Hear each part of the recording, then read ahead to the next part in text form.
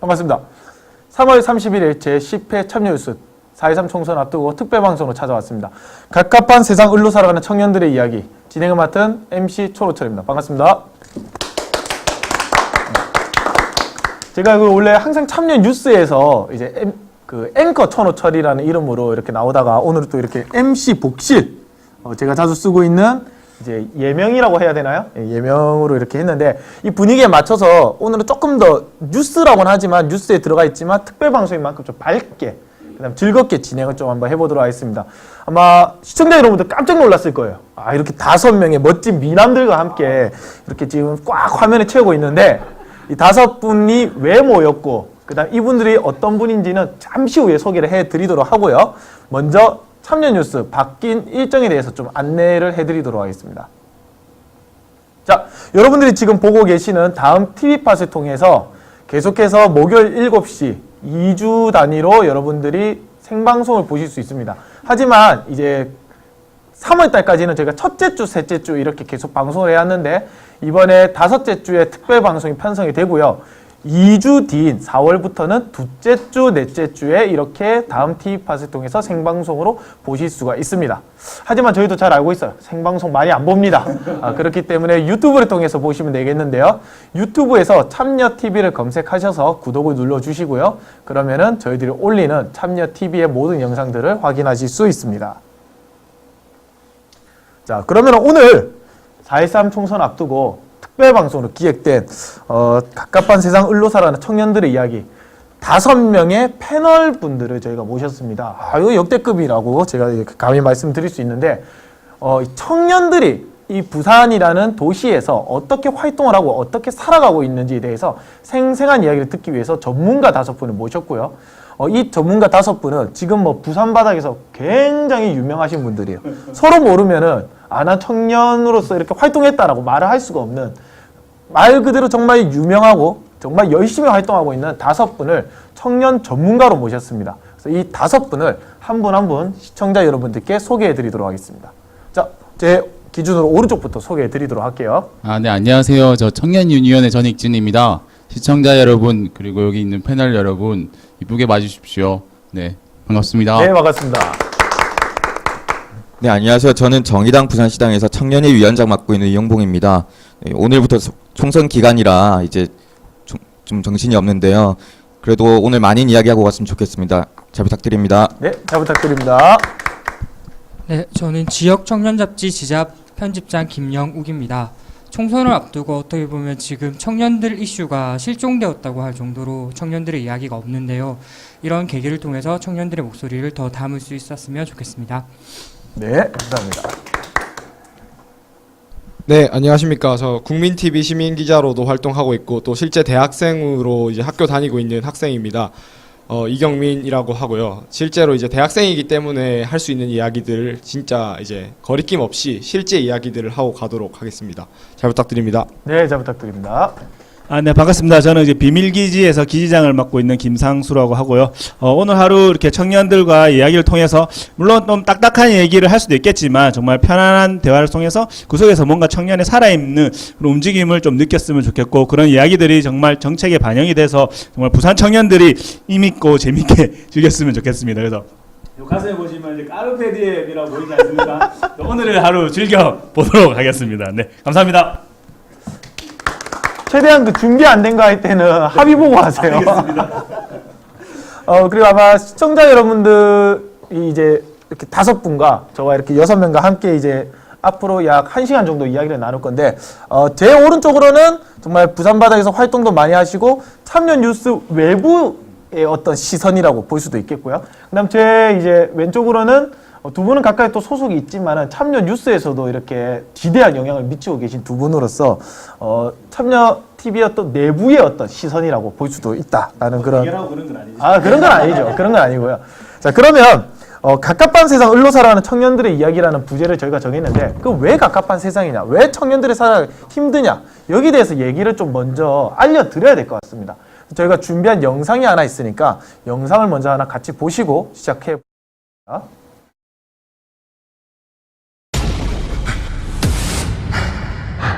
In this wasteland, I am the one who runs from both the living and the dead. A man reduced to a single instinct. Survive. It is by my hand! You arise from the ashes of this world!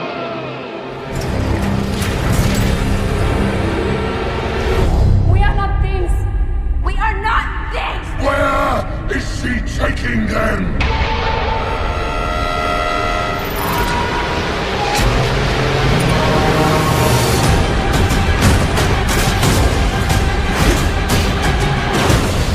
I want them back!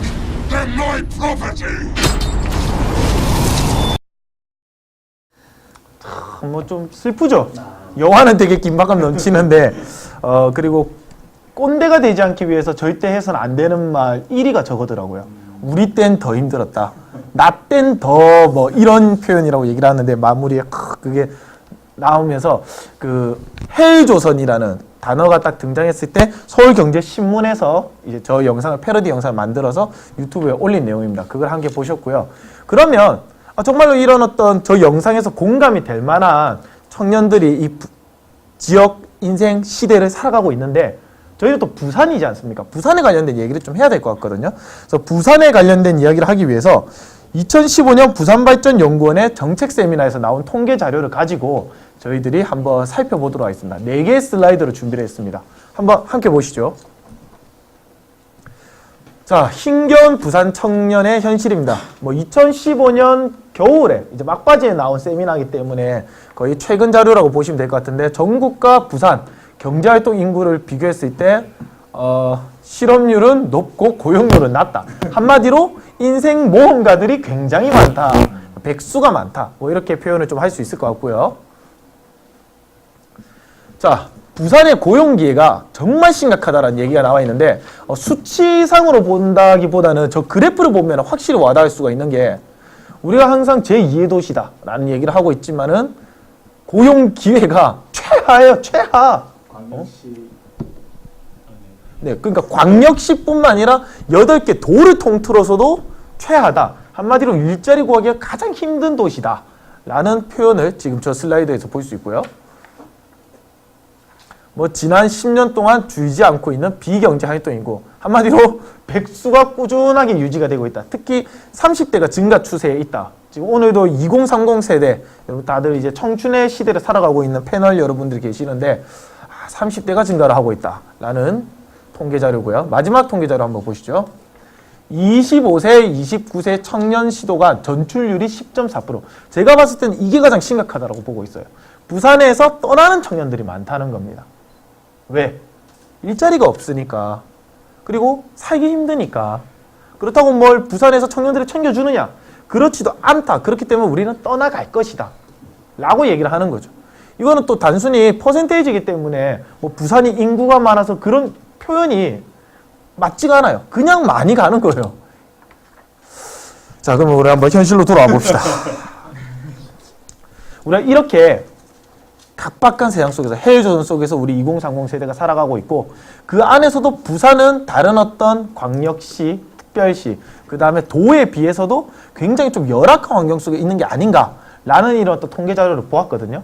그래서 지금부터 이제 이 3개의 파트로 나누어서 저희가 한번 얘기를 해볼 겁니다. 첫 번째는 을로 살아가기. 그래서 이 어떤 청춘들의 현실에 대해서 한번 되짚어 볼 거고요. 두 번째는 갑갑한 세상. 과연 그러면 시는 그동안 무엇 하고 있었나? 아니면 우리 이 사회들은 우리를 어떻게 도와주고 있었나? 같이 한번 둘러볼 거고요. 마지막으로 청년들의 이야기라고 해서 우리 여기 계신 패널 여러분들이 한번 시원하게 쏴주는 거죠. 우리 청취자들, 시청자들과 함께 공감될 수 있는 내용들과 그 다음에 어떤 이것들이 기사화, 그 다음에 뉴스화가 되었을 때 그분들이 보고 따끔할 수 있는 일침을 가하는 그런 시간을 가졌으면 좋겠습니다. 자, 그러면 첫 번째 파트 1, 을로 살아가기. 지금 바로 시작하도록 하겠습니다.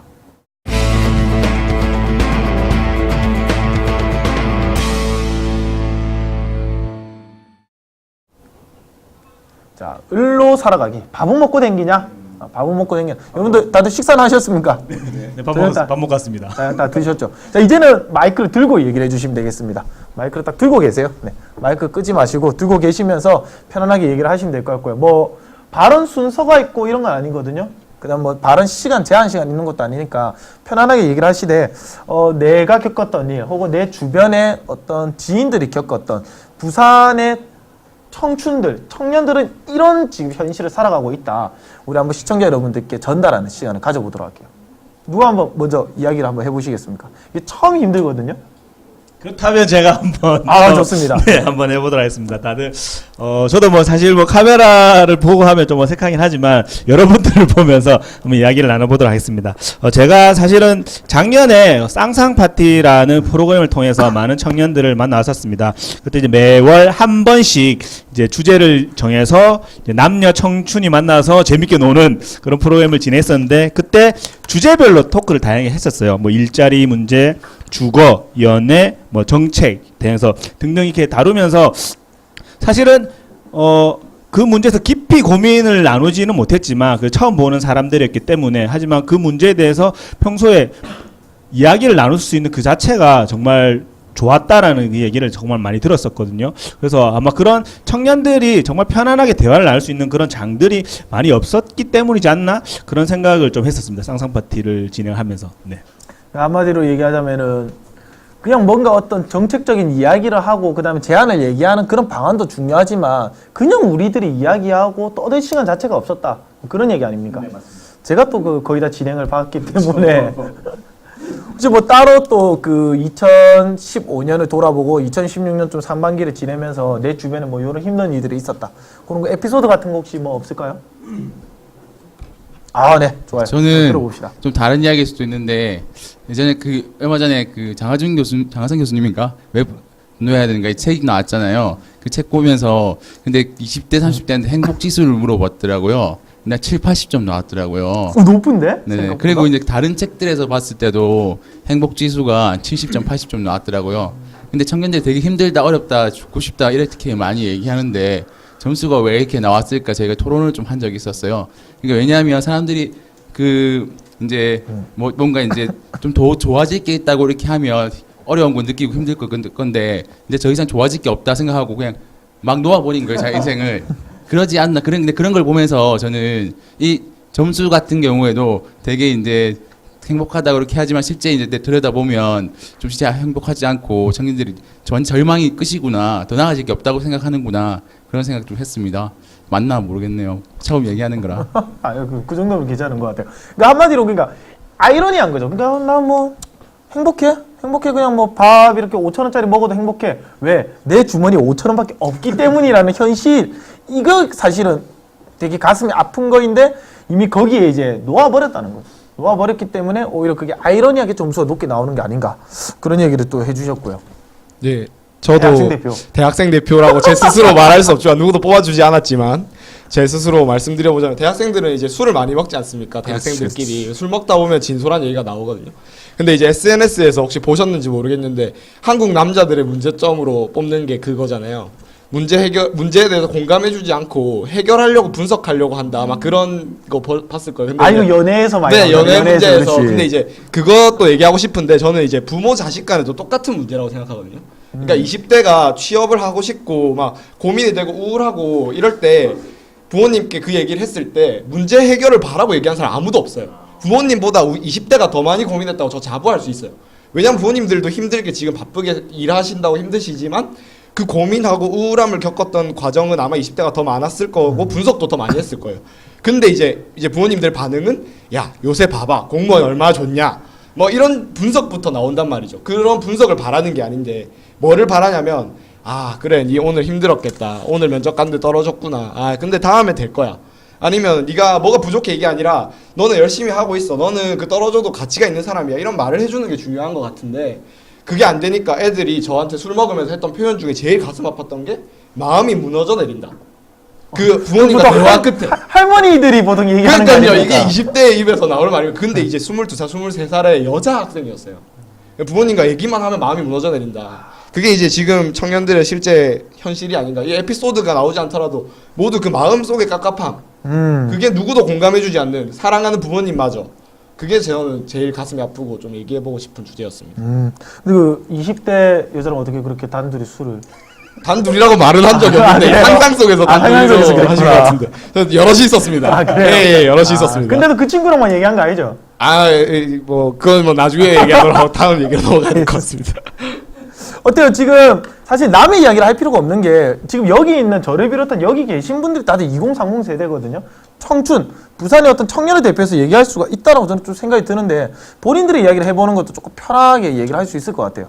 저는 굉장히 좀 개인적으로 이제 궁금한 게 정의당 우리 청년위원회 위원장님이 지금 여기서 이제 믿기 어려울 수도 있지만 가장 최연소 그래요?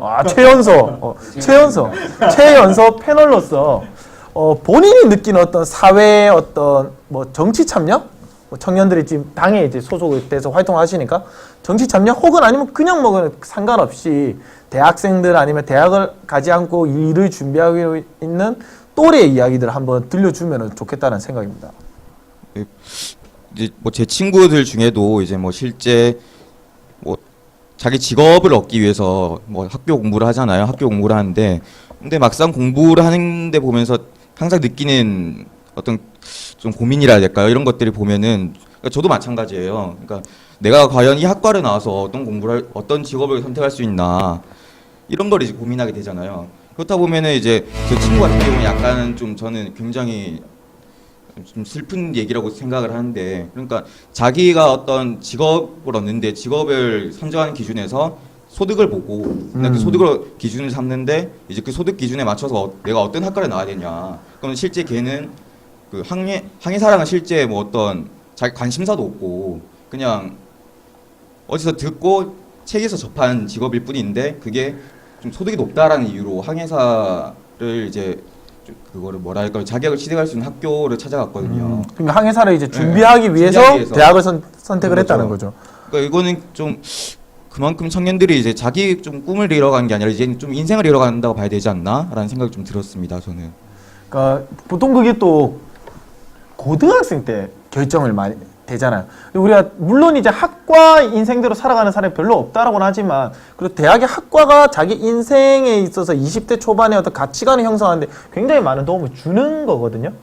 뭐 먹고 사는데 도움을 잘 안 주지만 근데 그것조차부터도 이미 그냥 어떤 학과를 나와서 뭘 배워야 내가 돈을 얼마를 벌까로 생각한다. 이 현실 자체가 너무 좀 빡빡하지 않냐. 그런 얘기를 좀 우리 위원장님께서 해주셨고요. 네. 마이크 잡고 바로 얘기하시면 돼요. 예.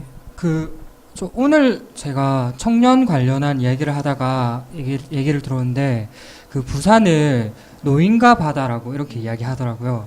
그만큼 이제 청년들이 많이 떠나고 있다는 이야기인데 저 같은 경우에도 제 주변 친구들 중에 부산에 있는 친구들이 없어요. 그래서 취업을 하게 되면 당연히 이제 다른 곳에서 혹은 서울이나 이곳으로 가게 되고 취업을 못 하더라도 서울로 갈 수밖에 없는 게 지금의 현실인 것 같습니다. 그래서 어떻게 보면 부산 청년들은 취업을 하더라도 못 하더라도 부산에 남을 수 없는 게 어떻게 보면 안타까운 현실인 것 같아요. 제 친구들도 다 서울에 있어. 아니, 본인은 부산 출신 아니잖아요. 그렇긴 하습니다. 아니 애초에 부산 출신이 아니잖아. 좀 드는 거는 뭐냐면 서울에 가는 사람들이나 타 지역 가는 사람은 그 정도 능력이 있거나 스펙이 있어서 가니까 남겨진 부산에 있는 사람들이 더 힘든 거예요. 저희는 스펙이 없어서 있는 건 아니지 않습니까? 조금 모자라서. 저는 부산이 좋아서 부산에 있습니다. 부산이 좋아서. 네. 부산 출신 아니잖아요. 하지만 대학을 부산으로 와서 충분히 한 10년 이제 10몇 년 살아오면서 서울도 간혹 가다 가는데 너무 사람도 많고 사실 저는 조금 개인적으로 이게 비염이 있어요. 그러니까 공기가 너무 안 좋더라고요. 그래서 거기서 어떻게 살지 이런 생각이 들면서 좀 사람이 살 수 있는 곳은 저는 아니라는 생각이 좀 많이 들었습니다. 서울 보면서 물론 다른 기회들은 많겠지만 그런 생각이 좀 들었습니다. 혹시 네. 만약에 미래에 정치를 하게 되신다면 네. 거제도로 출마하실 거예요? 부산으로 출마하실 거예요? 잘 모르겠어요. 근데 출마하실 거예요? 하기로 돼 있는 거죠. 몰라 나도. 출마할 생각이 없습니다. 그러면 요거를 한번 짧게 짚어보고 파트 1을 좀 마무리 지을까 생각하는데, 우리 부산에서 청년으로 살아가는 현실 얘기했을 때 사실 5분 모두가 좀 암담한 현실에 대해서 얘기를 좀 해드렸거든요. 그러면 반대로 생각해 봅시다. 부산이라서 좋은 점도 저는 있을 거라는 생각이 들거든요. 많이 없을 수는 있겠지만 좋은 점 한번 찾아보기. 그래서 한번 우리 청년들과 부산 시민분들께 희망의 메시지를 한번 나는 부산 청년이기 때문에 이런 점은 그래도 또 이득이 좀 있는 것 같다. 좋은 점이 있는 것 같다. 그 다음 또 사실은 부산 청년 우리가 열악하다 얘기를 하지만 또 보면은 저희가 서울과 비교하면은 그런 경향이 좀 두드러지지만 다른 지역 지방에 비해서는 또 조금 나은 점들도 있거든요. 그런 것들 한번 살펴보는 시간을 가져보도록 하죠. 이거 먼저 얘기하면 조금 유리합니다. 저 먼저 얘기하겠습니다. 네, 좋아요. 절대 이득을 바라고 한 게 아니고 바로 딱 생각난 게 저는 부산을 사랑하는 이유가 있거든요. 왜냐면 부산은 바다가 있기 때문에 항구 도시지 않습니까? 근데 이게 항구 자체가 의미가 있는 게 아니라 항구를 끼고 있는 사람들은 문화인류학적으로 좀 더 개방적이다. 왜냐면 들어오고 나가는 사람들이 많기 때문에 문화인류학적으로 좀 더 개방적이다. 그래서 다른 이제 사람들에 대해서 좀 더 포용하는 마음이 크고 사랑하는 마음이 크다라고 저는 개인적으로 아무런 학문적인 배경이 없지만 개인적으로 그렇게 생각을 하고 있고요. 그래서 실제 부산이 옛날에는 야성의 도시다 뭐 이런 말이 있었지 않습니까? 그 와일드 말고 그러니까 야당의 그런 성질도 늘 갖고 있었고 늘 바꾸자 개혁하자 이런 거친 항구 느낌 이런 게 좀 있었거든요. 그래서 저는 항구의 도시를 사랑합니다. 말이 앞뒤가 부산 이상한데. 사랑합니다. 앞뒤가 좀 이상한데. 근데 약간 물론 이제 뭐 인천도 바다의 도시고 뭐 포항도 바다의 도시고 하지만은 부산이라는 어떤 이미지를 좀 가지고 있었을 때 청년들이 좀 더 개방적인 마인드, 그 다음에 약간 그래도 또 우리가 나이가 들면서 배우잖아요. 부산의 역사를 봤을 때 어떤 민주주의의 그 싸움의 원천지, 그 어떤 열정의 에너지가 좀 남아있는 것들이 부산 청년들이 또 어떻게 보면 이점이 아닐까, 배울 수 있는 이런 점들이 아닐까, 그런 얘기를 좀 해주신 것 같고요. 깔끔한 정리 감사합니다. 또 뭐 혹시 있을까요? 4개만 찾아봅시다. 우리 찾아가야 파트 2가 넘어가. 그래요. 저는 나왔어, 부산 나왔어. 지역은 잘 모르겠는데 그냥 이제 제가 부산을 좋아하는 이유는 제가 부산에 사랑하는 사람들이 있고 좋아하는 사람들이 있고 제가 또 익숙한 환경이고 그래서 부산을 떠나기 싫고 계속 부산에 살고 싶어요. 그래서 이제 청년들하고 좀 잘 같이 살았으면 좋겠는데 세상이 좀 그렇죠. 네. 다른 분들이 좀 찾아주세요. 제가 왜 부산에 살아야 되는지 근거를. 느낌이 약간 마이크 잡을 때부터 커밍아웃 하는 느낌으로 뭐 진지한 일은. 근데 이게 방금 되게 중요한 말 중 하나가 사람이 좋아서 남아있다라고 했잖아요. 부산에 정말 좋은 사람들이 많이 있는데 아까 뭐 전출률이 최고다라고 했던 것처럼 그 좋은 사람들이 떠나가니까 또 허해지는 마음들도 있거든요. 근데 지금도 보시면 이렇게 정말 좋은 분 5분이 지금 이 자리에 계시지 않습니까? 그런 것처럼 좋은 분들이 많은 도시가 되는 것도 저는 부산 청년의 이점이 될 수 있다. 물론 제가 봤을 때는 요거는 그렇다라고 하기에는 아직 좀 부산이 많이 부족한데 여기 계신 5분이 좀 더 열심히 활동하시면서 그런 또 인력 풀을 늘려가면 이게 또 하나의 장점이 될 수 있지 않을까, 그런 생각이 좀 들고요. 네, 잡았어. 마이크 저는 잡았어. 이제 전익진 위원장님이랑도 비슷한데 사실 자기가 태어나고 자라는 곳인데 장점을 이야기하는 게 좀 무슨 의미가 있을까라는 생각이 들어요. 부모님이 어떤 점이 좋니라고 물어봤을 때 사실은 어떤 점이 좋아서 부모님인 건 아니잖아요. 그런데 사실은 자기가 어렸을 때부터 나고 자란 곳에서 살고 싶은 거는 당연한 마음일 것 같은데 이게 사실은 자기 의지와는 다르게 부산을 떠나야만 한다는 게 좀 안타까운 지금 청년들의 현실이지 않나 이런 생각이 듭니다. 그러니까 뭐 당연히 사랑하는 건데 지금 현실이 그렇지 못하게 만드는 것 자체가 조금 안타깝다, 그렇게 표현을 좀 해주셨고요. 2분 남으셨습니다. 짧게 하겠습니다. 저는 그냥 다른 지역도 그렇겠지만은 부산에 음식이 맛있는 데가 많은 것 같아요. 그 3대 천원 같은 데 보면 항상 부산이 들어가 있더라고요. 마이크 내려주시고요. 뭐 겉땡통닭 뭐 이런 데라든지 뭐 족발 등등 이런 거 보면 항상 부산이 들어가는 거 보면서 부산에 맛있는 게 많구나 뭐 이런 깨알 개그 겸. 네. 부산에서 청년으로 살아가는 현실, 이래서 좋다, 맛집이 많아서 좋다. 그냥 이제 짜고 들어간 겁니다. 근데 이것도 나름 뭐 인정할 수 있는 요소 아니겠습니까? 그만큼 또 이제 부산이 즐길 거리가 많다는 거죠, 문화적으로도. 마지막 한번 뭐 부산 청년, 이래서 괜찮다, 이래서 희망을 잃지 말자. 근데 정의당이 있으니까 희망적이지 않을까요? 야! 정의당은 딴 데 가도 있잖아요.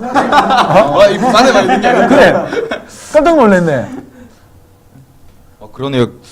근데 아직 생각을 그렇게 안 해봤어요. 저는 저 부산에서 태어났지만 잘 모르겠습니다. 그래요. 우리 찾아가 봅시다.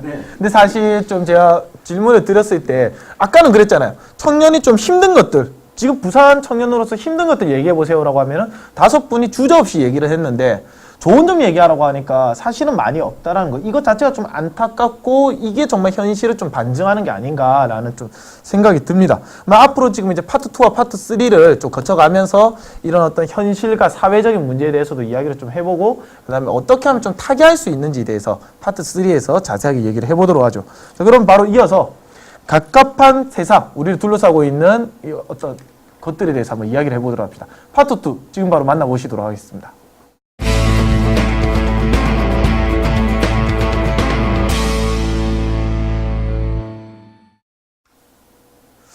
자, 갑갑한 세상, 헬조선 흑수저, M4 세대 지방대라는 메시지까지 저희들이 다 부제로 뽑아봤습니다. 그러니까 앞에 세 가지는 거의 지금 이제 대한민국 살아가고 있는 청년들이 느끼고 있는 키워드고 거기에 우리가 또 이제 부산이기 때문에 지방대, 좀 더 이제 그 우리식대로 표현한다면 지잡대라는 표현까지 우리가 쓰지 않습니까? 이런 거에 대해서 좀 얘기를 한번 해볼까 하는데요. 여기도 지금 저희가 그 통계자료 슬라이드 준비한 게 있죠. 네, 그걸 한번 같이 보면서 이야기를 좀 한번 이어가 보도록 할게요.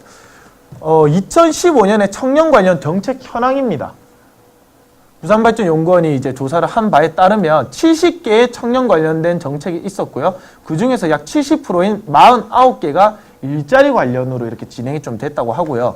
그 중에서도 30개가 인력 양성에 우리가 포커스가 맞춰져 있었다라고 합니다. 근데 중요한 거는 저도 이 통계 자료를 보면서 이렇게나 많아라고 생각이 들었어요. 왜? 다음 슬라이드를 보면은 바로 정답이 나옵니다. 자, 청년을 위한 부산시 제공 프로그램 활용 정도, 활용 20%, 활용 안 함이 54%예요. 54%. 이게 제가 알기로 이제 청년 500명을 설문을 조사한 건데 500명 중에 250명이 사용을 안 한 거예요. 그 250명 중에 약 125명이 왜? 몰라서. 어려워서가 아니라 나에게 불필요해서가 아니라 몰라서라고 합니다. 즉, 이 정책이 이렇게나 많은데도 불구하고 2015년에 이렇게 많은 정책들을 쌓아 올렸는데도 불구하고 청년들의 공감대를 형성할 만한 접촉과 시기 자체가 없었다라는 거. 이것 자체가 문제지 않을까라는 메시지를 저희가 좀 던지고 싶었어요. 즉, 실효성이 있냐 없냐는 써봐야 하는 문제거든요. 써봐야 하는 문제인데 지금은 이렇게 어떤 시와 청년들 간에 간극이 발생해 버리면 애초에 그 어떤 좁힐 수 있는 단계가 없다라는 점을 저 통계 자료가 보여주고 있습니다. 자, 카메라로 이제 잡아주시면 될 것 같은데 혹시 이제 여기 패널 5분이 느끼시는 부산 청년 정책, 나는 이런 것들을 경험해 봤는데 이런 것들이 너무 부실했다. 혹은 나도 몰랐다. 그래서 너무 이런 어떤 현실들이 좀 부족한 게 아닌가에 대해서도 좀 과감없이 얘기를 해보고요. 그 다음에 단순히 시뿐만 아니라 여러분들이 활동하면서 학교 혹은 어떤 단체, 관 같이 엮이면서 어떤 청년들에게 줄 수 있는 혜택들을 주지 못했던 그런 것들에 대해서 한번 이야기를 나눠보는 시간을 파트 2에서 가져보도록 하겠습니다. 우리 일단 한번 대학생 이야기를 한번 들으면서 좀 시작을 해보죠. 또 준비도 많이 해오셨는데 오늘. 네, 이거 부산시 와 있습니다. 근데 이거 다행히 제가 얘기하고 싶은 거는 부산시에 대한 얘기가 아닌데 좀 그렇죠. 괜찮은가요, MC님? 아, 네, 괜찮습니다. 네, 저는 이제 약간 이거 그 전체 대학생들이 얘기하고 싶은 건데 그 장학재단에서 이거를 국가장학금 많이 주지 않습니까? 그거를 이제 정부 쪽에서는 반값 등록금에 대한 뭐 그걸로 약간 홍보를 많이 하던데 정말 신청하기 어려워요. 정말 까다롭고 정말 귀찮고 정말 힘들어요. 그리고 신청을 했는데 소득분위가 제대로 나오지 않는다는 그 비판들이 많지 않습니까? 그 정도로 이게 실제로 정책을 하고 있다고 정부나 이제 뭐 시나 이런 데서 홍보를 많이 하는데 사실 대학생들이 활용하기가 너무 어렵고 힘들고 그다음에 이해도 잘 안 되고 그다음에 해도 안 되니까 신청을 다 안 하는 경우가 정말 많아요. 그래서 이거는 좀 대학생들이 하기 좀 쉬웠으면 좋겠는데, 그러니까 장학재단 불평하고 싶은 게 뭐냐면 저의 신분을 확인하는데 너무나 많은 절차가 걸려요. 근데 남이 제 장학금을 신청해 줍니까? 제가 제 장학금을 신청하겠다는데 왜 저인지 확인을 그렇게 많이 해야 되죠? 그냥 저는 제 주민등록번호만 치면 제가 저한테 장학금 좀 신청하고 싶다는데 저를 확인하는데 너무 오래 걸려요. 왜 공인인증서가 필요하죠? 은행에 등록을 왜 해야 되냐고요, 제가 제 자신을. 참 이해가 안 되는 부분인데 하지만 그럼에도 불구하고 그런 거 해주는 거 고맙지만 좀 더 쉬웠으면 좋겠다. 그러니까 청년 정책을 어떤 재단에서 이렇게 많이 활동을 하고 있는데 그런 절차가 너무 까다롭다는 거죠. 그러니까 그나마 뭐 동사무소 한 번 가서 되면 좋겠는데 동사무소 갔다가 은행 갔다가 그다음 또 어디 갔다가 그런 것들 다 쌓아서 냈더니 또 안 돼. 네. 짱나 빡쳐. 수업 끝날 때까지 동사무소가 하지도 않아요. 수업 그러네. 끝나고 나면 동사무소가 문을 닫았어요. 왜 인터넷으로 하면 24시간 하는 그거는 또 프린트가 안 되고요. 집에 프린트 있는 자취생이 어디 있겠습니까? 또 전산원 가야 됩니다. 전산원도 시간 정해져 있고요. 스트레스 받습니다. 마이크 잡고 얘기하세요. 제가 흥분해가지고 죄송합니다. 그러니까 한마디로 좀 정책들이 조금 접근성이 있었으면 좋겠다. 그런 얘기를 좀 해주셨던 것 같고요. 또 어떤 게 있을까요? 우리 갑갑한 세상들. 네. 제가 이제 오기 전에 잠깐 그 부산시 청년 정책을 좀 조금 보고 왔어요. 근데 이제 보면 아까 70개 중에 49개였나요? 그게 뭐 청년 관련 네, 정책이라고 그렇죠. 했는데 근데 실제 뭐 아까 통계에 있다시피 뭐 잘 몰라서 그럴 수도 있겠지만 그만큼 부산시 어떤 청년 정책이 부산시 청년들과 좀 많이 거리가 떨어져 있는 실제 추세와 많이 괴리된 정책들이기 때문에 그런 거 아닌가라는 생각이 좀 들었어요. 그러니까 실제 보면은 여기 통계 자료도 아까 나왔지만 실업률이 12% 이렇게 나오고 근데 비경제활동 인구 비율이 32.6%더라고요 아까. 네. 근데 실제 실업률 같은 경우에는 2000년대 초반부터 이미 계속 높아져 왔던 추세거든요. 근데 문제는 비경제활동 인구 비율을 좀 봐야 되는 거예요. 비경제활동 인구 비율에는 사실 뭐 취업 준비생이라든지 뭐 구직 담념자라든지 이런 실제 뭐 근데 그 중에도 보면 항상 짧게라도 뭐 알바를 한다든지 뭐 예정패를 한다든지 그런 것들이 있는데 그러면 이런 그만큼 실업자보다 비경제활동 인구 그러니까 취업 준비생들이 훨씬 많다는 얘기인데 그럼 취업 준비생들에 맞는 좀 정책들을 가져가야 그만큼 실업률에 대한 어떤 보완을 할 수 있는 정책이 될 수 있지 않을까라는 생각이 좀 들었습니다. 이게 참 좋은 말씀해 주셨던 게 취업률, 즉 비경제활동이 조금 많이 증가를 한다. 그러면 취업을 잘할 수 있는 제도를 만들어야 된다라는 이야기가 좀 있는데 사실상 지금까지 이제 우리들이 봤을 때는 이제 서울에서 창업붐이 일어나면은 그거 상관없이 창업 관련 정책들이 마구 쏟아져 나와요. 저희들이 이제 특히 청년 활동가들을 이렇게 많이 만나보면 창업을 하는 친구들을 많이 만나보는데 이 친구들은 애초에 취업에 관심이 없는 친구들이에요. 취업이 안 돼서 창업하는 친구는 사실상 별로 없거든요. 그 다음에 취업이 안 돼서 도전하는 친구는 취업에 관련된 제도가 필요한 거고 창업을 하는 친구는 창업에 관련된 제도가 필요한 건데 그냥 창업의 붐이 일어나면 창업제도가 나오고 그 다음에 그냥 문화예술 붐이 일어나면 문화예술 붐이 일어나고 사실 부산에는 청년 문화예술 활동 인구 비율이 굉장히 작은 편이거든요. 그럼에도 불구하고 문화예술 관련 제도가 많이 나온다. 그러면 사실상 소용이 좀 많이 없어지는 거죠. 그런 것들 좀 분석을 해서 거기에 맞춰서 나오면 좋지 않을까.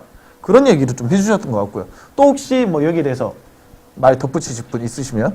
거기 덧붙일 건 아니고 네네. 그러니까 부산시에서 오셨다고 하시던데 네. 저는 부산시가 참 일 못한다 이렇게 생각하거든요.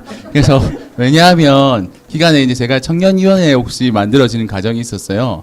그 전국에서 서울시에서도 그렇고 뭐 부산 전국적으로 청년위원회를 만들자. 왜냐면 청년들이 청년 문제 해결하기 위한 이제 그런 거버넌스 같은 것을 만들자 이런 게 전국적으로 이제 이슈가 되어서 부산도 그런 과정이 있었는데 사실 1년 정도 전에 청년위원회 만들기 위한 준비 모임을 제가 계속 갔었어요. 갔었는데 그 모임 만들고 했는데 갑자기 이제 그 모임 출범식 하기 전에 청년위를 이제 만든다고 어땠냐면 뭐 각 분과가 있잖아요. 분과에 사람들 공모해서 다 뽑아놨어요. 50명 정도 뽑았는데 이제 출범식 내일 모레 출범식 한다고 했는데 갑자기 시의회에서 청년기본법 조례가 통과가 안 된 거예요.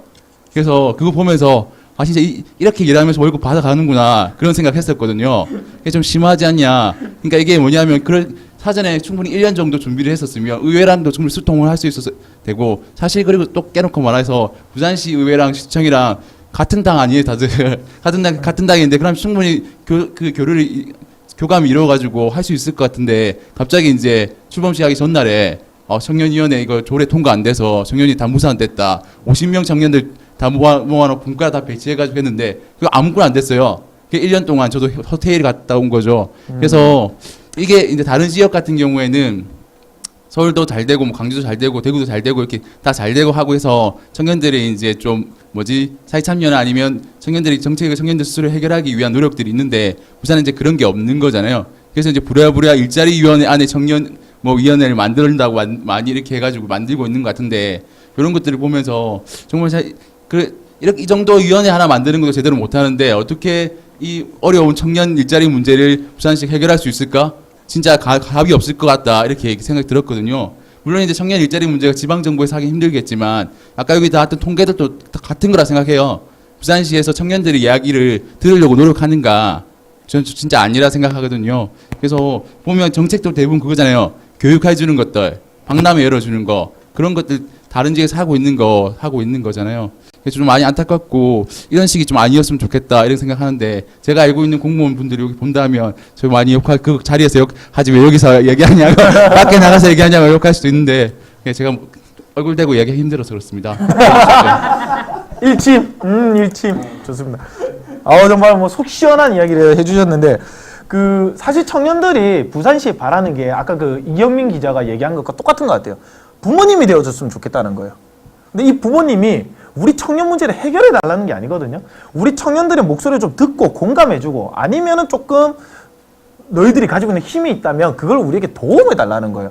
청년위원회라는 걸 만드는 거 역시도 청년들을 위해서 어떤 것들을 해결하고자 그 세대들을 직접 모아서 그 자리에 뭉쳐놓고 그것들을 서포터즈 해주기 위해서 이제 어떤 시들이 움직임이 돼서 이렇게 잘 꾸려져 나가고 있는 건데 실제적으로 이제 부산시의 지금까지 움직임은 우리가 그것들을 해결해 줄게. 우리 해결해 줄 테니까 너희들은 여기에 탑승만 하면 돼 라고 했지만 그게 잘 안 돼 왔었고 그래서 작년에 그러면 우리가 한번 너희를 도와줘 볼게 라고 했는데 도움조차도 줄 수 없는 지금 현실이 왔다라는 거죠. 이것 자체가 정말 너무 갑갑하다. 그런 것들을 좀 한번 시원하게 일침을 좀 해주셨던 것 같습니다. 마이크 잡고 있는 것 같은데. 네. 저기에 보태서 저도 그 위원회에 들어가려고 지원을 했는데 저는 떨어졌었어요. 50명 안에 들어가지 못했었고요. 거기에서 이제 연결돼서 아까 이제 일자리위원회 얘기를 하셨는데 지금은 그 청년 일자리위원회에서 저도 소속이 돼서 활동을 하고 있어요. 그래서 저는 딱히 뭘 까기보다는 그 청년 일자리 문제를 물론 청년이 해결할 수는 저는 없다고 봐요. 지자체나 학교나 청년이 힘을 합쳐서 이렇게 해결을 해야 되는데도 불구하고 그 위원회 안에 정말로 청년을 대변할 수 있는 청년들이 많이 없다는 게 저는 좀 많이 안타까웠던 것 같아요. 좀 유관기관이나 좀 거기 관련된 분이 더 많고 실제 청년의 목소리가 더 없다 보니까 계속 아까 사회자분이 얘기했던 수혜자로서만 생각을 하지 그 부분이 좀 안타까움을 좀 많이 활동을 하면서 좀 느꼈던 것 같아요. 네. 그러면은 먼저 얘기를 해주세요. 그리고 저 같은 경우도 실제 이게 온도차가 많이 있구나라는 생각이 많이 들었어요. 그래서 청년들에 대한 이해가 부족하지 않나라는 생각이 많이 들거든요. 그래서 이제 실제 부산시 같은 경우도 많은 예산을 투입하고 있고 여러 활동들을 하고 있지만 사실 이제 그런 이야기를 들어보면 이렇게 여러 가지를 하고 만들어놨는데 잘 이용을 안 한다라는 측면이 있는데 청년들이 봤을 때는 이거는 사실은 청년들이 이용할 수 있는 공간은 아니거든요. 사실 이게 시에서 만들어 놓기에 이제 좋은 거지 청년들의 입장에서 청년들이 가진 자발성이나 아니면 적극성을 이용할 수 있는 방법으로 정책을 만들고 있나 혹은 보여주기 식으로 혹은 이렇게 거칠의식으로 행정을 하고 있나라는 측면에서 사실은 공감이 안 되는 부분이 좀 있는 것 같아요. 저는 안타까운 지점이 실제 이제 청년들은 어떤 걸 만들어 놓고 너 이거 해봐라고 하기보다는 실제 청년들이 직접 그 안에서 청년 문제의 주체가 돼서 활동할 수 있어야 되는데 사실 아직까지 마인드 자체가 청년 단체에 청년들한테 뭘 믿고 지원해주냐 이게 있는 것 같거든요. 그리고 이것들이 구체적 수치로 안 드러난다는 거예요. 취업률로. 그런데 저는 이게 청년 문제가 단순히 숫자로 이야기할 수 있는 문제는 아니거든요. 이번에 이제 시장님께서 사실은 청년 일자리를 수만 개를 만들겠다고 공약하셨는데 실제 청년들한테는 개수의 문제가 아니라 질 좋은 일자리가 숫자가 적더라도 더 절실한 문제인데 마치 이게 결혼식 뷔페처럼 뭔가 많이 차려놨는데 먹을 게 없는 상황이라는 게 조금 안타까운 것 같습니다. 결혼식 뷔페 괜찮다. 이 표현 괜찮은데 자막으로 써야 되겠는데 이거 결혼식 뷔페 좋습니다. 네, 결국에는 이제 실효성의 문제가 가장 크죠. 우리가 보통 이제 구성을 할 때도 보면은 결국에는 극단적으로 표현했을 때 숫자 노름으로 표현했을 때는 40대 50대가 20대 30대를 위한 정책들을 만들어요. 모른다는 겁니다. 그분들이 20대 30대 정말 열심히 활동했던 분들이라 하여도 그건 이미 10년 20년 전에 과거의 어떤 것들을 보고 만들기 때문에 지금과 맞을 수가 없어요. 물론 지금 20대 30대를 그 자리에 그대로 넣는다고 해서 잘할 수 있을까에 대한 물음표가 붙는 것도 마찬가지긴 하거든요. 하지만 지금까지 우리가 이 어떤 사태들을 쭉 지켜봤을 때 40대 50대가 만든 것 역시도 좋지 않았기 때문에 그래도 이제는 한번 기회를 줘야 되지 않겠는가. 그래서 조금 이제 그런 것들이 잘 움직여지고 그 다음에 서포트를 해주고 있는 다른 어떤 지방들 그 다음에 시들이 있으니까 그걸 한번 좀 배워볼 필요가 있지 않는가. 뭐 지잡을 예를 들어볼게요. 지잡 같은 경우는 이제 잡지를 만들지 않습니까? 잡지를 만들 때 청년들이 모여서 청년들에 관한 잡지를 만든다고 했을 때 전문 잡지보다 잘 만들 수가 없어요. 맞잖아요. 예, 맞죠. 그렇죠. 뭐 에스콰이어, 레옹 이런 것처럼 만들 수가 없어. 그거는 자본력이 없어서가 아니라 그만한 스킬이 부족한 건 사실이거든요. 하지만 20대, 30대이기 때문에 20대, 30대 관련된 얘기는 가장 잘할 수 있겠죠. 좀 더 서툰 글자체고 그 다음 좀 더 포커싱이 나간 카메라로 찍는다 하더라도 그 이야기와 그 장소들을 찍을 수가 있는데 사실은 거기에 대한 믿음이 없다는 거 아니겠습니까? 예, 그리고 요새 AF가 잘 돼가지고 초점이 잘 맞습니다. 기계가 좋아서 뭐 폰으로 찍어도 저도 뭐 짧게 한마 이야기 더 하면은 근데 정책들이 너무 일자리에만 맞춰져 있는 것도 그게 조금 저는 좀 안 좋은 것 같아요. 그러니까 물론 일자리가 부족해서 그에 대해서 정책을 많이 쏟는 것도 맞겠지만 너무 정책들이 일자리에만 맞춰 있는 게는 조금 그게 좀 안 좋지 않나 이런 생각도 조금 들었던 것 같아요. 뭐 예를 든다면 그래도 어느 분야로 조금 일자리가 아니라면 어느 분야로 조금 이렇게 정책들이 좀 보완이 됐으면 좋겠다 그런 거 있나요? 딱히 생각은 안 해봤는데. 생각을 안 해. 아니 파트 3에 그게 나오는데 왜 생각을 안 해봤어? 이렇게 연애를 좀 잘할 수 있는 그런 분위기를 만들었으면 좋겠습니다. 물론 그런 쌍을 연결해주는 프로그램이 있는 걸로 한번 지원해보고 싶었는데 좀 그래가지고 요즘 솔로들이 너무 많더라고요. 그래서 이 연애 문제도 일자리랑 사실 약간 이어지잖아요. 청년들이 그렇게 말하지 않습니까? 돈이 없는데 연애할 돈이 없는데 어떻게 연애를 하냐? 연애할 시간이 없는데 어떻게 하냐? 결국 문제는 바보야 경제다. 이런 말씀을 드리고 싶은데 사실 일자리 문제도 중요하고 연애 문제도 중요한데 그 말씀 한번 까고 싶었습니다. 예, 죄송합니다. 저는 그냥 부산시에 청년 정책이 없다고 생각하거든요. 그 있다고 생각하시는 분 없을걸요 아마. 청년 지나가는 친구들 붙잡고 부산시에서 청년들을 위해 뭐 하고 있는지 아니 물어보면 아무도 대답 못 할걸요. 거의 99% 제가 확신한다고 생각합니다. 청년 정책 없다 생각합니다 부산시는. 사실 저도 이걸 조사하면서 안 게 많거든요. 이 70개나 되는 거. 그 중에서 49개를 들어본 적이 없어. 한 3개 정도 들어봤나? 이 얘기 한번 계속해 주세요. 마이크 잡으셨잖아요. 네. 예. 제가 아까 하려고 했던 얘기는 앞으로 이제 시에서 청년 유니언 안 부르겠구나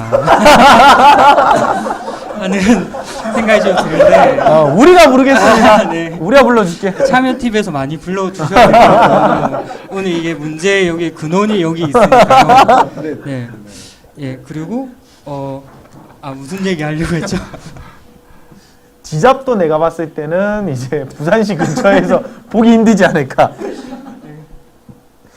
대학생의 입장에서는 좀 어때요? 그 부산시 문제는 사실상 대학생 입장에서는 크게 와닿지는 않을 거라는 생각은 좀 들거든요.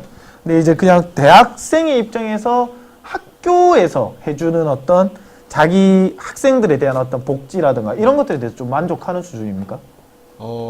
학생 복지가 뭐 많은 걸 바라는 건 아니잖아요. 뭐 등록금 다 내줘라 뭐 이런 걸 바라는 것도 아닌데 버스 좀 제대로 타고 싶고 학교에서 타는 버스 좀 공짜로 타고 싶고. 부산대죠? 예. 안 나올 거. 부산대죠? 예. 근데 이런 게 되게 투정 부리는 것 같아서 솔직히 조금 그렇기도 한데 이거를 개인적 문제로 보지 말고 구조적 문제로 보자면 문제가 된다는 거죠. 대학생들이 등록금도 내고 국립대는 국가의 세금으로 이루어지는 거고 그 국가의 지원도 받는데 그 돈으로 왜 학생들 버스비 하나 못 대줘가지고 그 버스비 돈 내고 타라고 하냐. 이게 저는 개인적 문제가 아니라 구조적 문제로 좀 봐야 된다고 생각하거든요. 그러니까 그 버스도 총학생회에서 한번 진행을 했었어요. 총장 네가 한번 버스 타봐라 약간 이런 이벤트를 진행했거든요. 근데 결국 그게 흐지부지 된 걸로 알고 있어요. 그 아침 9시에 타면 사람 북적북적 해가지고 막 미칠도록 많은데 순환버스 양도 안 늘려주고 뭐 버스 회사랑 계약 문제 때문에 그런다는데 그런 거는 좀 저는 걸어 다닙니다. 개인적으로 저는 걸어 다니는데 구조적인 문제로 봤을 때 왜 학교가 그런 것을 안 해주느냐라고 말하고 싶고, 그래 이거는 약간 개인적 문제인데 또 이거 총선 이번에 다가오면서 그렇죠. 대학 캠퍼스에 이제 후보들이 좀 방문했으면 좋겠다라고 총학생회에서 좀 추진을 했나 봐요. 그 대학교 내에서 강연도 하고 이런 걸. 근데 실제 방문한 후보가 한 명이라고 하고 후보들의 토론회를 추진했는데 그것도 응답이 없었다고 부산대 총학생회에서 알렸다고 이번에 국제신문에서 기사가 나왔네요. 그러니까 이거는 청년 문제에 관심이 없다. 의원들이. 그 이번에 또 20대 유권자가 45만 명밖에 안 되고 60대 이상이 76만 명이 넘는답니다. 그러니까 이제 숫자에서 떨어지는 거예요. 투표 안 한다고 애들이 아니고 20대한테 뭐라 할 게 아니라 절대 숫자가 떨어진다고 해서 그냥 그 유권자들을 버리는 거예요. 층을 버리고 SNS에서 60명의 후보 중에 부산시에 46명의 SNS를 분석을 했는데 12월 15일부터 검색했는데 본인이 분석한 거 아니죠? 국제신문에서 기자님께서 해주셨는데 청년에 대한 언급이 2회. 근데 그 청년이 뭐냐면 청년회에 대한 언급. 그 청년회는 사실상 40대 50대가 주축이 된 집단이거든요. 그러니까 청년에 대한 언급이 없어요. 젊은이 학생 20대 이렇게 검색하면 66건이 나오는데 반면 어르신 어머니 할머니 할아버지 아버님은 150건. 그러니까 일단 비중 자체가 달라요. 그러니까 청년에 대한 관심이 없는 정치인이면서 무슨 청년들한테 표를 달라고 합니까? 그래놓고 무슨 당선되길 바라죠? 그것도 금정구에서? 금정구는 부산대가 있고 장전동에 자취하는 학생들이 얼마나 많은데. 그렇죠. 그 대학교 많아요. 그 엄청 많. 그 외대도 있고 그렇죠. 가톨릭대도 있어요. 그래요. 근데 대학생들한테 관심이 없는 후보들이 문제라고 생각합니다. 이 정의당의 의견이 어떤지 좀 궁금하던데 살짝 진행도 해보면. 이제 말씀하신 거 토론회 부분 네. 그거는 좀 사실관계 틀린 거 아닌가? 네. 국제신문에 한번. 네. 왜냐하면 국제신문입니다. 이거 3월 28일 기사입니다. 저희는 간다고 했거든요. 금정구 이제 후보가 있기 그 때문에 한 간다고 명이 했는데. 정의당 아니야? 한 명 동래구 한 명 무소속이고요. 아, 그래요? 네. 저 새누리당 더민주당에서 응답이 없었다라고 기사에 나와 있었어요. 아. 제가 정정해드리겠습니다. 근데 제가 알기로는 네네. 더불어민주당에서도 그 후보를 보내기로 했다고 들었거든요. 금정구 후보를. 그리고 그게 그 상관이 그거 네. 그거 문제 있기 때문에 그거를 좀 너무 호도하신 거 아닌가라는 좀 생각이 들어요. 너무 좀 그렇게 정당을 죄송합니다. 3월 28일 국제신문 네. 기사인데 저의 개인의 의견은 이 기사를 분석했던 거기 때문에 그 사실관계가 틀렸다면 저 그 죄송하게 생각하고, 그럼에도 불구하고 이제 청년들에게 관심이 없다는 건 사실이 아닌가. 정의당의 의견. 그래서 하여튼 근데 저도 그 정당이 청년에게 관심 없다는 건 굉장히 좀 공감하는 부분이에요. 그러니까 실제 보면은 저희 당내에서도 이제 활동하다 느끼는 게 뭐냐면은, 그러니까 부산시도 아까 마찬가지 부산시 정책을 보면서도 느꼈던 거고 공통적인 게 청년을 어떤 대화의 상대로 보는 게 아니라 청년을 대화의 대상으로 보는 거예요. 그 문제가 있는 거죠. 그러니까 청년을 대화의 대상으로 보는 이상 대체 그럼 청년에 대해서 어떤 공감을 할 수 있다는 말인지 저는 좀 굉장히 의아하거든요. 그러니까 실제 어떤 뭐 정당 내로 따지면 청년 정치인을 육성한다든지 이렇게 하면 항상 그 육성을 하기 위한 어떤 제도를 만들기 위한 자리에는 청년들이 가 있어야 되는데 청년들이 있는 게 아니라 뭐 다른 분들이 있는 거죠. 뭐 부산시 청년 일자리위원회도 마찬가지고. 그러니까 실제 아까 그래서 그 문제 때문에 약간 한 가지 제안 드릴 게 있는 거는, 그러니까 실제 부산시에서 청년 일자리위원회는 거 만들지 않으셨으면 좋겠어요. 그런 것보다는 뭐 청년 단체라든지 많잖아요. 아니면 정당마다 청년부문위원회가 있고, 그럼 이제 그쪽과 이제 활동하고 같이 소통하면서 뭔가 얘기할 수 있는 어떤 기구나 구조를 만들어야 되는 거지. 무슨 청년 일자리위원회 만들어 놓고 거기 공무원들 들어가 있으면은 그 무슨 이야기가 됩니까? 맞아요. 네. 그러니까 그런 부분에 대해서는 항상 좀 기성세대가 고민해야 되는 부분이 아닌가라는 생각이 좀 듭니다. 이게 아마 이건 부산 지역만의 문제는 아닌 것 같은데, 사실상 이제 사람들이 소유욕이라는 게 있어요. 소유욕이라는 게 있는데 어떤 문제들이 이렇게 발생하냐면, 여기도 지금 비밀기지 공간에서 저희가 지금 이제 생방송으로 진행을 하고 있는데 그런 거죠. 비밀기지 있고요. 뭐 청년 잡지가 있고요. 그 다음에 그 청년들이 이제 활동을 하는 청년 유니온이 있어요. 그러면 여기에 지원을 해줘도 우리가 이렇게 활동하는 것들을 다 명시를 할 거고 공개를 할 거고 우리는 그 고마움을 느낄 거고 그 사람들을 위해서도 뭔가 활동을 할 겁니다. 근데 중요한 거는 무조건 자기들 걸로 새로 만들어야 돼. 이거는 뭐 여야 보수 진보 그 다음에 수도권 지방 상관없이 특히 대한민국이 좀 그런 게 있어요. 새로 만들어야 된다는 거죠. 새로. 그러니까 기존에 있던 것들을 지원을 해주고 후원을 해주면 얘네들은 왠지 밖에 있는 거라는 그 느낌 때문에 그 사람들을 그대로 활용을 하려고 하지 않고 그 사람들 데리고 와서 활용을 하려고 하니까. 근데 이 사람들을 데리고 활용을 하려고 하니까 이 사람들 뭉치게 해줘야 돼. 그럼 누가 뭉치게 해줘야 돼? 아, 가장 잘하고 있는 우리 공무원을 집어넣자. 우리 공무원이 그것들이 소통이 잘 되냐? 안 돼. 그러니까 거기서 흐지부지 되고, 그 다음에 이 사람들 다 바쁜 사람들 아니에요? 자기도 그 신경 써야 되는데. 그러니까 여기 새로 만들어진 것들은 약간 이렇게 껍데기만 모아둔 듯한 그런 느낌이 돼서 그 결국 음식물 쓰레기처럼 되는 거예요. 그게 말라 비틀어지면서. 굉장히 문제가 있지 않나. 너무 과격했나 표현이. 음식물 쓰레기는 조금. 그러면 파트 3로 넘어가기 전에 저희가 준비한 그 화면 하나 있지 않습니까? 그 지금 이제 그 각 당의 부산시당 공약을 저희들이 모아둔 게 있습니다. 이게 부산일보에서 저희들이 출처한 건가요? 네, 부산일보에서 출처한 건데 그걸 한번 보여주시죠. 네, 저 슬라이드입니다. 지금 새누리당, 더불어민주당, 국민의당, 정의당 일단은 가장 대표하는 4개 당의 각 당의 부산시당 공약이고요. 물론 모든 공약을 모아놓은 건 아니고 좀 대표 공약들을 정리해 놓은 건데 여기서 이제 제가 시청자 여러분들도 하나하나 보기 힘드시고 저도 읽어드리기 힘들기 때문에 뭉뚱그려서 얘기를 하자면 새누리당은 경제 개발 쪽에 초점이 많이 맞춰져 있고요. 더불어민주당은 교육과 경제, 국민의당은 어떤 시민 자치, 정의당은 그 세 가지를 조금씩 다 포용을 하고 있으면서도 유독 눈에 띄는 게 이제 핵 관련, 그 다음에 김해공항 관련 이런 어떤 좀 더 디테일한 이런 공약들이 있습니다. 자, 여기서 우리가 한번 찾아보자는 거죠. 청년에 관련된 이야기가 어디에 있느냐? 없습니다. 그러니까 대표 공약 중에 청년과 관련된 공약이 없어요. 더불어민주당의 청년 일자리 뭐 4만 개, 8만 개. 말이 되는 소리야 이게? 이것도 제가 국제신문에서 관련 기사를 찾아봤거든요.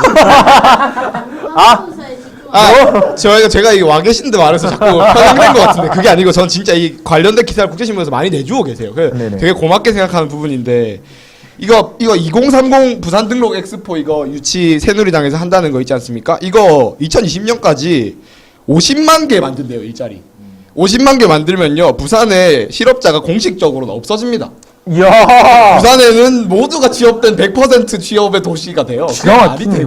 되는지 전 그게 되게 궁금한데 아니 이 등록 엑스포 하면은 50만짜리가 저절로 생기는 건가? 이런 생각이 들더라고 저는. 이 등록 엑스포 이게 뭔지도 저도 잘 모르겠는데 저는 그럼 여기 취직하는 걸 목표로 해야 되지 않나 이런 생각이 들 정도였고 더민주당도 이게 솔직히 약간 저 마음에 안 드는 게 전국에 70만 개 일자리를 만들겠다. 그거를 네? 지역의 인구수대로 쪼개가지고 계산한 게 여기 8만 개. 예. 이거 8만 개 이거는 이 공공부문에서만 만들겠다는 거고 4년간 16만 개 만들겠다는 거예요. 남북 경제협력 사업으로 매년 1만 개 만들고 청년 공공부문으로 8만 개 만들고 고령층 일자리 4만 개 만들겠다. 이렇게 해서 총 부산에 16만 개의 자리를 만들겠다.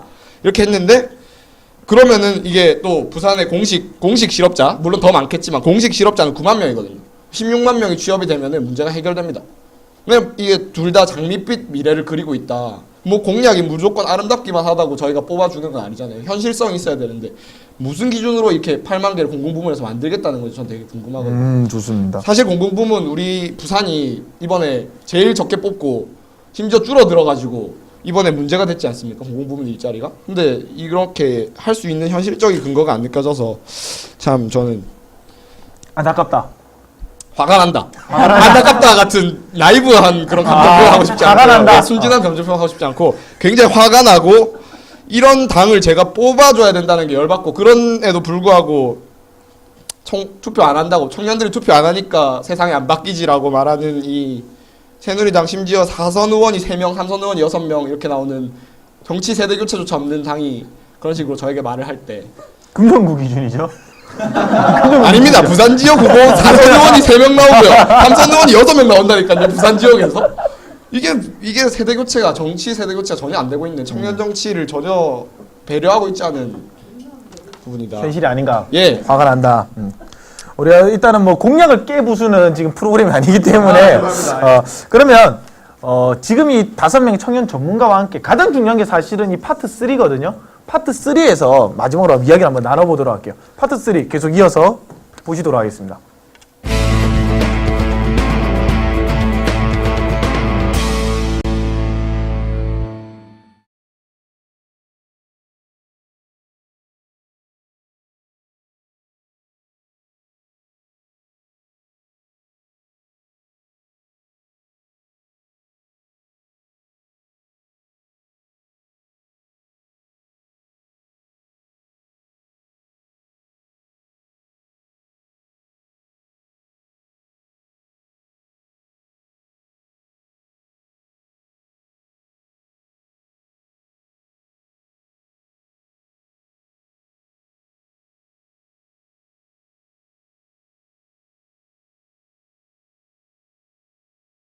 아니지만 아직까지 4.13 총선을 앞두고 지금 2주의 시간이 남아있고요.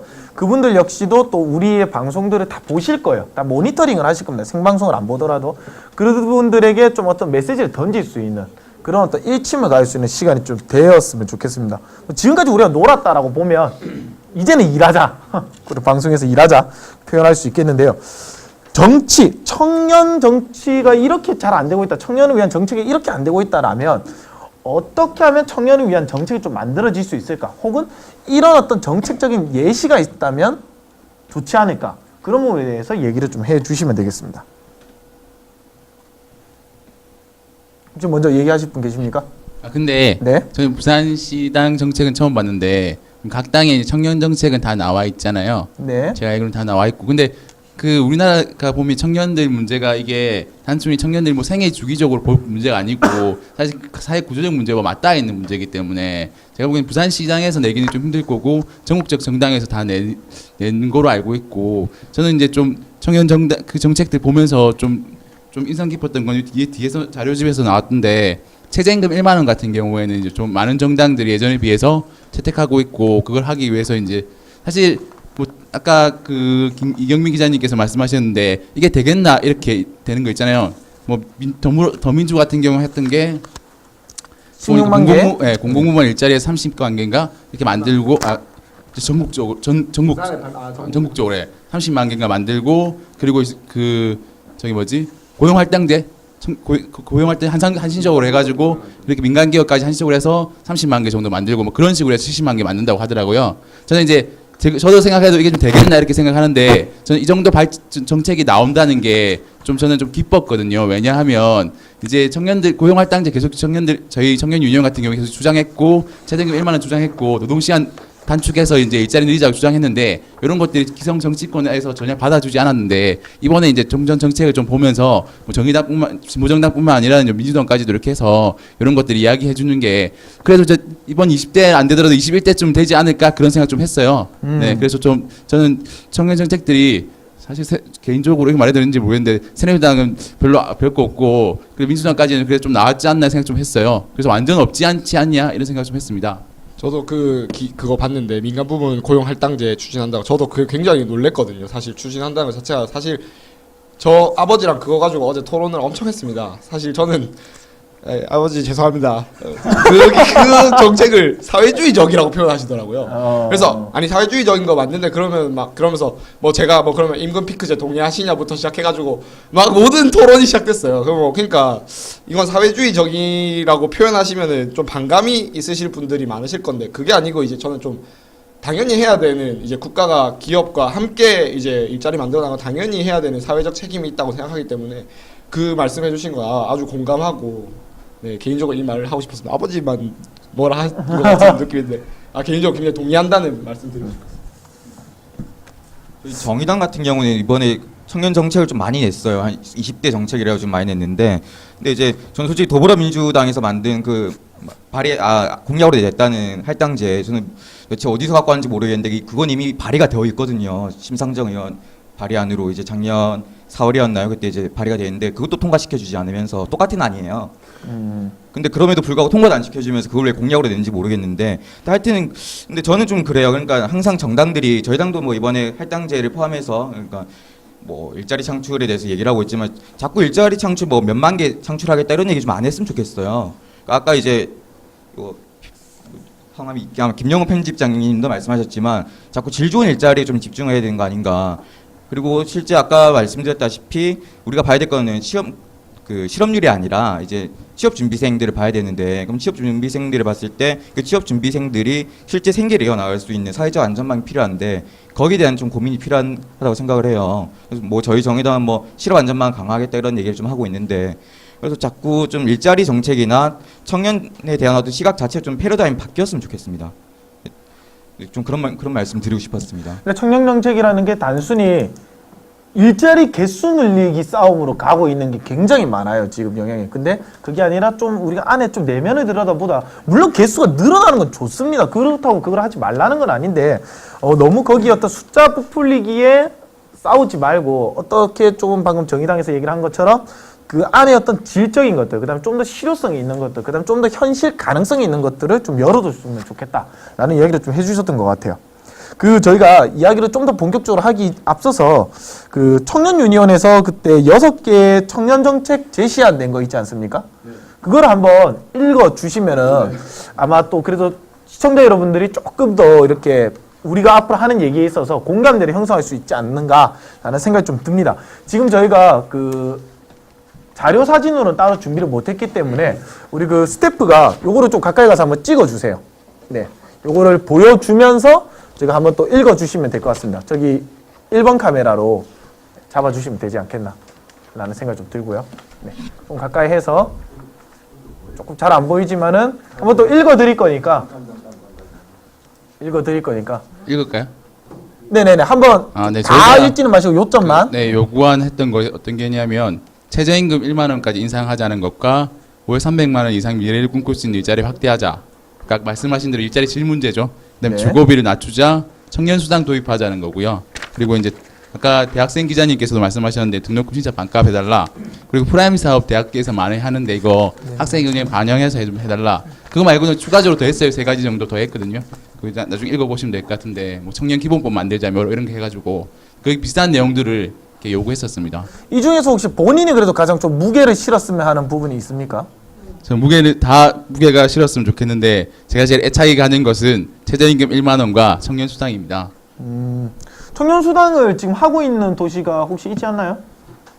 시작을 하려게 성남에서는 이제 하고 있고 서울시도 이제 시작을 하려는 걸로 알고 있습니다. 혹시 뭐 거기에 대해서도 또 모르시는 분들이 계실 수도 있으니까 그거 한번 설명을 좀 부탁드릴게요. 자세히 잘 그냥 모르는데 대충 설명해 주세요. 아는 대로. 저는 잘 모르고 우리 청년위원 위원장님이 한번 설명해 주시면. 네, 청년 수당에 대해서 왜냐하면 또 모르시는 분들이 시청을 하고 계실 수가 있거든요. 네, 청년 수당 대체 뭐냐? 저희가 이제 주장하고 있는 청년 수당은 뭐냐면 지금 보통 졸업하고 나서 취업하는 데까지 한 1년 6개월 정도 걸리더라고요. 평균적으로. 그래서 1년 6개월 동안 이제 학생들이 아르바이트를 하면서 또 공부도 해야 되고 그러니까 시험 그 준비하는 데 점점 시간이 더 길어지고 그리고 비용도 점점 더 늘어나니까 더 힘들어지는 악순환이 계속되는 거예요.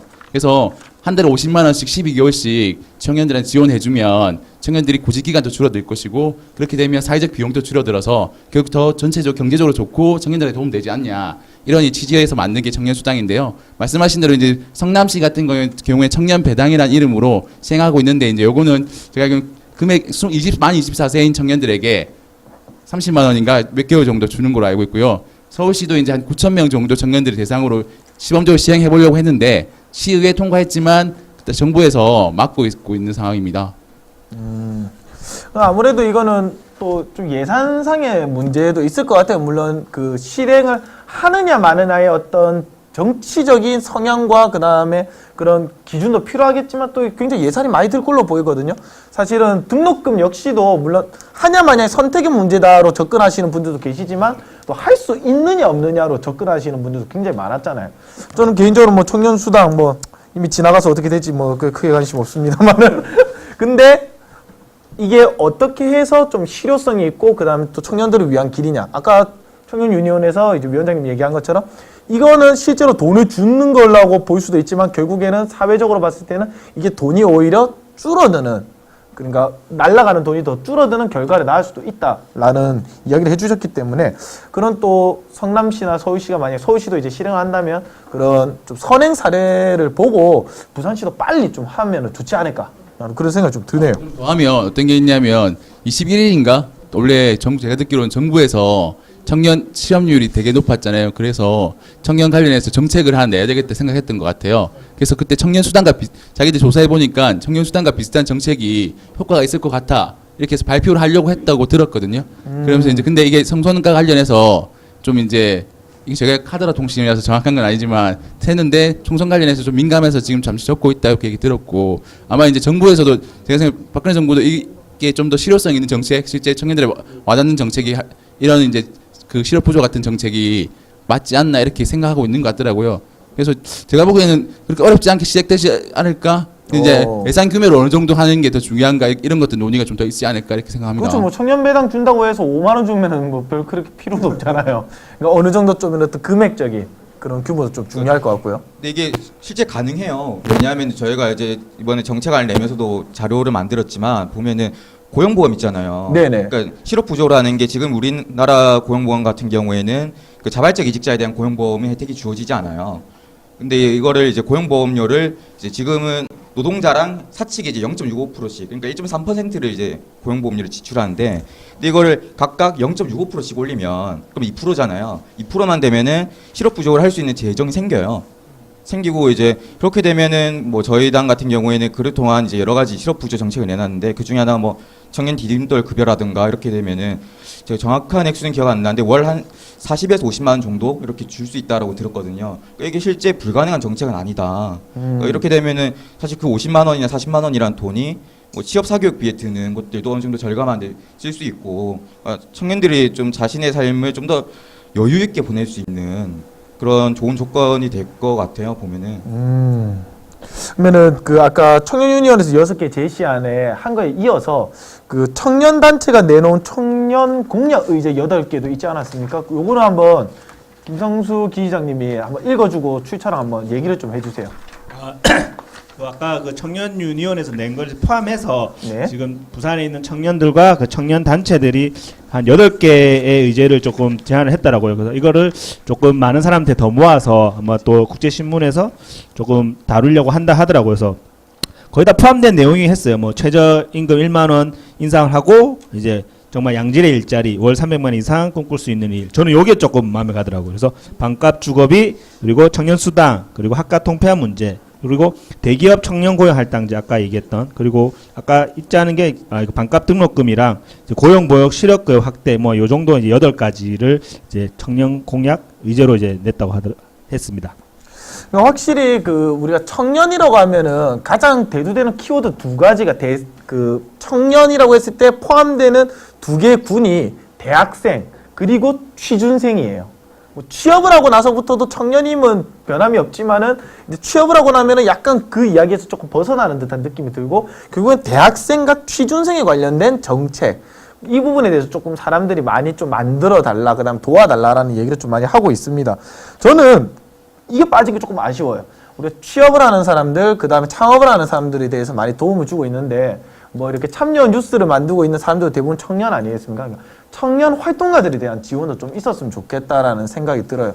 우리가 시민활동가들이 결국에는 청년들이 시민활동가로서 이렇게 활동을 못하게 되는 이유 중 가장 큰 이유는 월급이 적어서거든요. 월급이 적어서.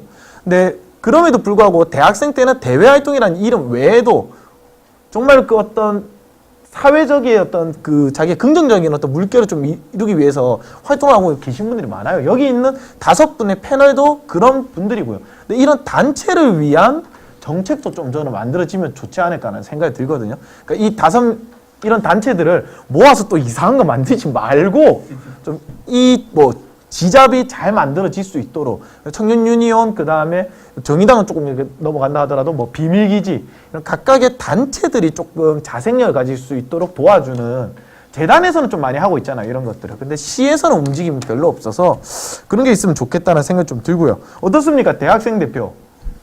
네, 좋은 주장들이기도 한데 저도 아까 뭐 말씀해 주신 게 제일 처음 걱정된 거는 예산 확보 문제였어요. 사실 제가 걱정할 문제는 아닌 것 같은데 시에서 담당하시는 분들이나 뭐 정치인들이 걱정해야 될 문제인 것 같은데 저마저도 걱정해 보자면 진짜 예산 확보가 가능한가 이런 생각을 했었어요. 근데 뭐 가능하다고 이제 주장하시는 근거들이 있으니까 그런 것들에 대해서 그러면 드리고 싶은 말씀 반대하시는 분들에게는 그러면 가능한지를 일단 고민해보고 가능한지 불가능한지 얘기하셨으면 좋겠어요. 그러니까 그분들은 일단 제 생각에 하기 싫어요. 그래서 안 하고 싶으니까 불가능한 이유를 찾는 것 같아요. 그게 아니라 일을 하려고 한 다음에 그게 왜 안 되는지 설명을 좀 해주는 정치인들이었으면 좋겠다. 그 최저임금 10,000원 그거 뭐 어떻게 할 거야? 물가 오르면 어떻게 할 거야? 이거 말고 물가 어떻게 오르는 걸 막을지 생각도 해보고 그 최저임금 10,000원을 주장하는 주장의 근거는 뭔지 생각해보고 이런 것들을 좀 긍정적으로 해석하려고 좀 해주셨으면 좋겠는 생각이 많이 듭니다. 일단은 실현되려면은 합법적인 법적인 절차가 필요하잖아요. 그 절차를 좀 하시는 분들이 좀 그랬으면 좋겠다. 저는 청년이 경제활동에 관해서 우리가 지원해주는 거에 대해서 되게 좀 인색하다라는 생각이 좀 많이 들거든요. 근데 결국에는 지금 활동을 하고 있는 가장 경제 인구는 30, 40대가 많은데 결국 이 20, 30대가 그 혜택을 받으면서 탄력을 받아야 그게 40대가 가고 50대가 가고 60대가 가면서 더 그 에너지가 넘칠 건데 지금 단순히 활동하고 있는 경제 인구는 30대, 40대 그리고 50대가 집중되어 있으니까 너희들 청년에 관련된 이런 뭐 최저임금이나 이런 것들은 아직까지는 시기상조야 라고 얘기한다는 것 자체가 조금 아이러니하지 않나 그런 생각이 좀 듭니다. 그래서 말씀해 주신 부분에서 실제 아직까지 청년들에 대한 사회적 인식 자체가 합의 자체가 좀 필요하지 않나라는 생각이 들어요. 사실 우리가 어릴 때 게임을 해봐도 놀이를 해도 처음 들어오는 친구는 깍두기로 끼워주잖아요. 실제 이제 이 게임의 룰을 잘 모르는 친구들에 대한 사회적 안정망이 필요하다는 건 사실 우리가 어릴 때부터 가지고 있는 인식인데 지금 사회에서 경제 인구로 편입되기 위해서 청년들이 겪어야 되는 문제들이 주거 문제, 등록금 문제 그리고 생활적인 문제까지 사실은 굉장히 많은 문제들이 있는데도 불구하고 야 우리 때도 더 고생했어 라고 이야기하는 게 지금의 이제 기성세대 혹은 이제 제도권으로 일컬어지는 실정인 것 같아요. 그게 저는 너무 안타깝다는 생각이 들어요. 왜냐하면 지금 청년들은 내가 지금 받는 임금보다 앞으로 더 나은 직장으로 가겠다라는 희망이 저는 적은 세대라고 생각하거든요. 처음 직장보다 그 다음 직장이 더 좋은 직장일까? 혹은 내가 처음 비정규직으로 일해가지고 정규직으로 되고 안정적인 삶의 터전을 맞이할 수 있을까라는 불안감이 사상 유례 없는 세대인데 그런 거에 대한 불안감들을 해소해주는 방향이 아니라 야 우리도 이렇게 고생했는데 여기까지 왔는데 너희는 왜 이렇게 못하냐 오히려 이제 이 청년들을 모든 사실은 다수 소위 얘기하는 금수저 청년들 이외에 수많은 청년들을 그 어떻게 보면 사회 패배자 루저로 만들어버리는 이 사회 구조가 청년들을 어떻게 보면 두 번 죽이고 있지 않나라는 생각이 듭니다. 진짜 공감되는 내용이 아 우리도 고생했는데 왜 너희 못해? 아 그럼 우리 고생 좀 안 하면 안 됩니까? 아 자기들이 고생했으면 우리도 고생을 해야 돼요. 자기들이 고생을 해서 정말 어떤 것도 생취했으면 더 나은 걸 물려주려고 노력을 했으면 좋겠어요. 아 나도 고생했는데 나도 했는데 그럼 왜 우리가 또 해야 됩니까? 그리고 좀 이렇게 잘 닦아주고 그냥 함께 갈 수 있도록 받쳐주면 그러면 우리도 그 밑에 뭔가를 잘 하겠죠. 너희들 왜 그렇게 찡찡대?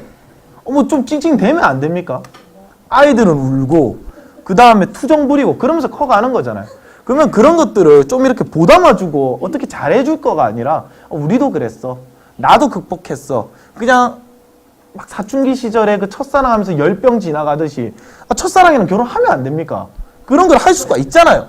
그런 걸 좀 도와달라는 거 아닙니까? 쉽지 않지. 약간 조금 새는 느낌이긴 한데. 그러니까 좀 이 기성 세대들이 그 어린 세대들, 지금 우리 20대, 30대 청춘 세대들에게 같이 공감을 해주고 그 다음에 자기들이 힘들었기 때문에 너희들도 극복할 수 있어라는 그런 말보다는 어쩌면 그 아픔을 또 겪어봤고 그러면 그들의 표현을 빌자면은 더 힘든 걸 경험해본 사람들이 좀 덜 경험을 할 수 있도록 좀 도와줄 수 있는 그런 좀 밑바탕이 깔렸으면 좋겠다는 그런 생각이 좀 들어요. 아 그리고 조금 더 이제 이야기하고 싶은 게 아까 이제 활동가들에 대한 지원도 필요하다고 말씀하셨는데 실제 부산발전연구원 아까 우리가 본 자료에도 실제 이제 사회적 경제에서 일하고 싶다라는 청년이 67.6%나 되는 걸로 나타났거든요. 어떻게 보면 저는 부산의 가능성일 수도 있다라고 생각하는데 실제 부산이 이제 대학이 사실 주변에 이 인근 지역에서는 가장 많은 도시잖아요. 그만큼 수많은 청년들이 부산으로 모여들고 있는 것도 사실입니다. 그래서 오히려 이제 지금 청년들은 안정적인 일자리도 중요하게 생각하지만 자기가 의미를 두고 자기가 이제 뭔가 꿈꾸는 일을 하고 싶은데도 중요한 가치를 두고 있는데 이런 사회적 경제에 대한 투자는 실제 청년들이 떠나기보다 실제 내가 부산에서 뭔가를 만들어내고 새로운 가치를 창출하고 싶다라는 그런 그 욕구들을 충족시켜 줄 수 있지 않나. 오히려 이제 부산이 청년이 떠나는 도시가 아니라 청년들이 찾아오는 도시로 만들 수 있는 가능성이지 않나. 이런 생각이 조금 듭니다. 와, 좋습니다. 그러니까 좀 경제적으로 뛰어난 도시인 것도 좋지만은 조금 문화적, 사회적으로 뛰어난 도시가 되어서 부산에 뭐 울산광역시가 있지만 그 외 주변에 어떤 작은 경남 지역의 시에 있는 청년들이 몰려들 수 있는 경제적으로 어떤 이득을 얻기 위해서는 서울로 가면 되고 문화적 사회적 가치를 얻기 위해서는 부산으로 오면 된다. 그런 어떤 색깔을 가질 수 있도록 거기에 관련된 정부 시책이나 이런 것들이 만들어지는 것도 어떨까? 라는 그런 생각도 좀 듭니다. 자, 그러면 이제 파트 3까지 마무리를 하면서 오늘의 우리 이 특집 방송을 좀 마무리하려고 하는데, 각자 어떤 이야기를 하면서 본인들이 생각이 정리가 되었던 것들도 있을 거고요. 그 다음에 새롭게 또 한번 이렇게 팍팍 튀는 생각들이 있었을 것도 같아요. 그래서 마지막으로 여러분들이 하고 싶었던 이야기와 그 다음에 또 이 방송을 시청하시는 분들께 하고 싶은 이야기가 있다면 하나씩 해주시면 감사하겠습니다. 요거는 순서대로 가도록 할게요. 우리 김상수 기자님부터. 네. 사실은 저도 내용을 많이 보고 오려고 했는데 이 판을 좀 짠다고 내용을 좀 많이 못 본 게 좀 아쉬웠지만 그래도 이야기를 듣는 자리가 돼서 정말 좋았던 것 같아요. 그래서 그런 이야기들을 많이 듣고 더 많은 청년들의 이야기를 좀 사회가 우리 기성세대 분들이 들어서 함께 갔으면 좋겠다는 생각이 듭니다. 뭐 저희만 잘 먹고 잘 살겠다라고 생각을 저는 하지 않거든요. 그 기성세대 분들의 도움이 있어야지만이 지금 청년 세대가 살아갈 수 있다고 저는 생각이 듭니다. 그래서 함께 손을 잡고 좀 나아갈 수 있다면은 정말 대한민국이 정말 좋은 나라가 될 수 있지 않을까 그런 생각을 조금 해봤습니다. 네. 이거는 박수 한번 치죠. 이제 뭐 마무리니까. 박수 한번 딱 치면서. 네, 오늘 제가 얘기하면서 조금 감정적으로 말한 부분도 좀 많은 것 같습니다. 그 부분을 굉장히 반성하고 있는데, 이제 그 제가 감정적으로 말했던 부분들 중에 사실 답답해서 그랬던 부분들이 많았거든요. 근데 이제 기성세대들에게 청년들이 하고 싶은 이야기이기 때문에 기성세대분들께 얘기한 것도 있지만, 모든 기성세대 책임이라고 생각하지 않고 저희가 다 같이 앞으로 사회를 만들어갈 사람들이라고 생각하기 때문에 그렇게 강하게 말했던 것도 있는 거라고 생각해 주셨으면 감사하겠습니다. 그리고 한 가지 더 마지막으로 말씀드리고 싶은 거는, 이 저희가 말하는 것들 투정이라고 아니면 시끄럽다고 조용히 해라고 그냥 수능하고 살라고 말하지 않았으면 좋겠습니다. 원래 민주주의는 시끄러운 거거든요. 우리나라는 자유민주주의 국가 아닙니까? 하고 싶은 말 하고 서로 의견이 충돌하고 그거에 대해서 싸우고 그렇게 토론하고 그래서 결론을 내는 게 민주주의 국가인데, 대한민국에서 그런 의견을 표시할 수 있는 나라가 됐으면 좋겠고, 젊은이들이 이런 말을 했을 때 기성세대 분들도 같이 토론을 하면 했지 에이 시끄럽다 라고 하지 않으셨으면, 그래서 저랑 토론하는 어른분들이 많아졌으면 좋겠습니다. 감사합니다. 아버지께 한 말씀. 아버지 사랑합니다. 저희 집안을 일으키시고 정말 힘들었던 우리의 가난했던 집안을 일으키신 그 고생 감사합니다. 아버지. 너무. 자. 예, 저는 이제 늦게 사실은 새벽에 집에 들어가다 보면 사실 요새 동네마다 편의점이 다 있잖아요. 아, 이렇게나 맞나 싶을 정도로 곳마다 있는데, 이 늦은 새벽에도 편의점에 들어가 보면 거기를 사실 지키고 있는 거는 대부분이 다 청년들입니다. 모두가 다 잠든 시간에도 이제 그 잠을 자지 못하고, 그리고 최저임금을 받으면서 편의점 도시락이나 혹은 유통기한이 지난 그 음식들을 먹으면서 끼니를 때우는 게 지금 청년들의 현실입니다. 그리고 그 청년들이 희생 속에서 우리가 편리하게 24시간 동안 무엇이든 살 수 있는 편리함을 누리는 게 지금 한국 사회의 현실이기도 합니다. 그래서 기업에 대해서 돈을 주면 투자라고 이야기를 하고 청년한테 돈을 주면 이걸 포죽이라고 이야기를 하는데요. 저는 청년들이 미래에 대한 비전을 가지지 못하는 나라에는 그 사회에 비전이 없다라고 생각합니다. 청년들에 대한 관심 그리고 청년들에 대한 투자가 절실한 시점이지 않나 하는 생각이 듭니다. 네.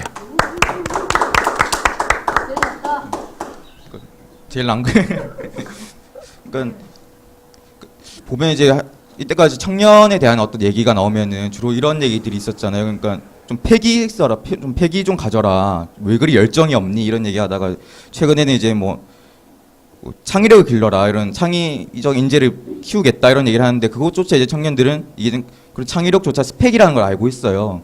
그만큼 이제 청년들이 이제 M4 세대 이런 얘기가 아니라 달간 세대가 됐다. 그러니까 이제 사실 이제 친구들 사이에서도 그런 얘기가 그러니까 우스갯소리로 그냥 이제 니는 이제 너만의 인생 살아라는 얘기를 충고를 할 정도로 그런 이제 지경이 된 거거든요. 근데 그런 거에는 이제 그만큼 정당이나 정치가 청년들과 많이 떨어져 있는 거라는 증거라고 생각을 해요. 그러니까 저는 이제 정당에서 당직을 맡고 활동하는 어떤 당직자로서 또는 청년의 어떤 리더를 하고 싶은 사람으로서 앞으로 정치나 정당 영역에서 이런 청년들의 자리를 만들어 나갈 수 있는 것에 좀 노력을 많이 하고, 저도 앞으로 많은 고민하고 그 고민을 좀 좀 더 구체화시킬 수 있는 일을 했으면 좋겠습니다. 네, 오늘 굉장히 좋은 토론이었고요. 앞으로도 이런 자리 있으면 또 불러주시면 감사하겠습니다. 네. 네, 저는 하여튼 이런 자리가 지상파나 공중파 이런 데서 좀, 지상파 맞죠? 지상파에서 좀 있어야 되지 않았을까? 지금 청년 정책에 이제 뭐 저희는 심폐소생술을 좀 해라고 청년 정책에 대해서 이제 논의가 거의 없어요.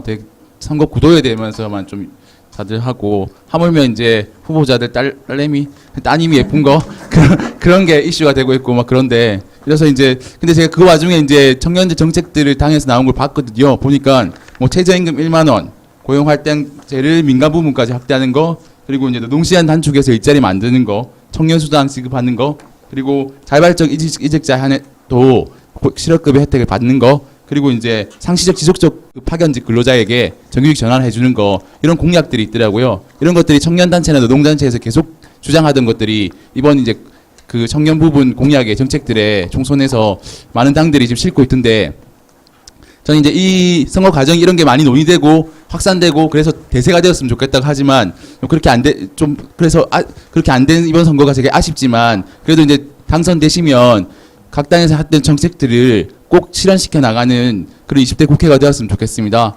그래서 저희 청년들도 두 눈 부릅뜨고 지켜보겠습니다. 네, 이상입니다. 네. 20대 국회면은 정말 딱 20살이잖아요. 이제 어른이 되고 2030 청년 세대가 되는 국회이기 때문에 좀 더 이렇게 청년들에게 관심을 가질 수 있는 그런 국회가 되었으면 좋겠다는 생각이 들고요. 사실은 또 이런 어떤 토론이 그냥 지나가는 인터넷의 이야기가 될 수도 있어요. 하지만 여기 있는 또 5분을 비롯해서 이 방송을 보고 계시고 만들어가는 모든 분들이 또 이런 어떤 청년들에 대해서 조금 더 생각하고 고민하고, 청년 세대를 지금 2030 세대를 청춘 세대, 청년 세대, 그리고 또 다음 세대라고 부르잖아요. 우리 대한민국을 이끌어갈 다음 세대고, 그럼 이 다음 세대들은 또 다른 우리 2030 세대를 위해서 무언가를 만들고, 결국에 이 대한민국의 미래, 부산의 미래, 그다음에 각각 어떤 작은 가족의 미래를 위해서 하는 활동들이 될 수가 있기 때문에 그런 부분에 대해서 다 관심을 좀 가져줬으면 좋겠고요. 그럼 오늘 좀 긴 시간 동안 이렇게 각자의 위치에서도 열심히 활동하고 계시는 부산 지역의 청년 활동가 5분, 또 청년 전문가 5분을 모시고 이렇게 이야기를 나눌 수 있어서 너무 감사했습니다. 저희 이 참여 뉴스는 바로 이제 유튜브로 올라가면은 여러분들 유튜브를 통해서 보실 수가 있고요. 저희가 오늘 이제 그 참여 뉴스 스튜디오에서 진행을 안 하고 좀 더 넓고 그 다음에 밝은 공간에서 진행을 하기 위해서 비밀기지 공간에 좀 활용을 해서 이렇게 스튜디오 구성을 했는데, 조금 이제 조명이 어두워서 아마 저희들 얼굴이 다행스럽게도 잘 안 보였을 수가 있어요. 더 멋지게 나올 수가 있었는데 그런 부분에 대해서 조금 양해 말씀을 드리면서, 저희는 이제 참여 뉴스는 다다음 주인 4월 둘째 주 목요일 날 생방송으로 찾아뵙고, 그 다음에 또 언젠가 이런 어떤 특집 방송들을 꾸준하게 편성을 해서 청년들의 이야기, 그 다음 부산에 관련된 이야기를 할 수 있는 시간을 가져보도록 하겠습니다. 오늘 나와주신 5분 모두 정말 수고 많으셨습니다. 그리고 시청자 여러분들도 봐주셔서 정말 감사합니다. 수고하셨습니다.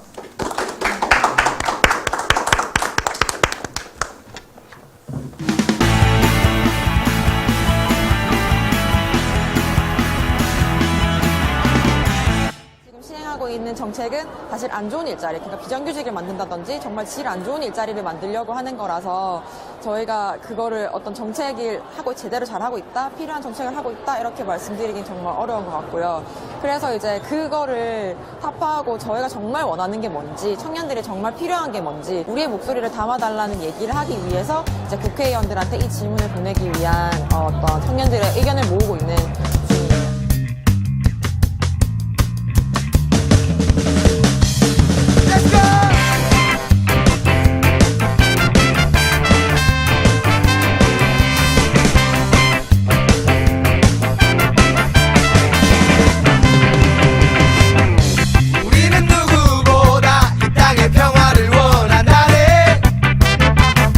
그래서 누구보다 먼저 이 싸움에 나선다네.